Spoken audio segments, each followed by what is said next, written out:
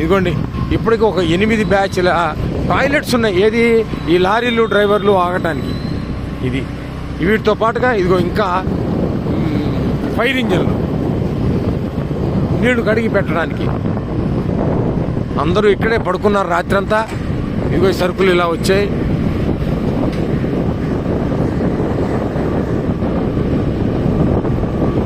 పూర్తిగా హృదయ స్పందనతో చెప్తున్నా, నా చీఫ్ మినిస్టర్కి వందనాలు, నా చీఫ్ మినిస్టర్కి ధన్యవాదాలు. నా సింగనగర్ కోసం మొత్తం రాష్ట్రాన్నంతా వదిలి ఈ ఒక్క ప్రాంతం కోసం కూడా కష్టం వచ్చిందని ఈ దేశ చరిత్రలో ఏ చీఫ్ మినిస్టర్ చేయింది నా కళ్ళ ముందర నా నగరానికి ఈ వ్యక్తి చేశాడు. నేను ఆయనకి చేస్తున్నటువంటి చిన్న కృతజ్ఞాంజలి మాత్రమే ఈ వీడియో. అయితే ప్రతి వ్యక్తిగతంగా నేను చేసి ఉంటా. మా అందరివి ఈ సముద్రంలో ఒక నీటి బొట్టు ఈ ప్రభుత్వం చేస్తోంది.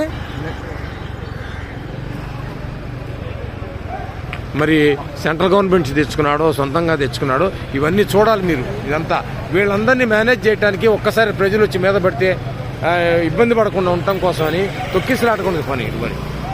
ఇగో వీళ్ళు ఐడియా ఇది మిత్రులారా, ఇది ప్రభుత్వం చేస్తోంది. ఇది నాకు స్వచ్ఛందంగా ప్రజలకు తెలియాలని చేస్తున్నట్టు వీడియో. ఇక్కడెక్కడ ఎవరు TV9 కానీ మరోళ్ళు కానీ ఎవరు సాక్షి టీవీ కానీ ఎవరూ లేరు.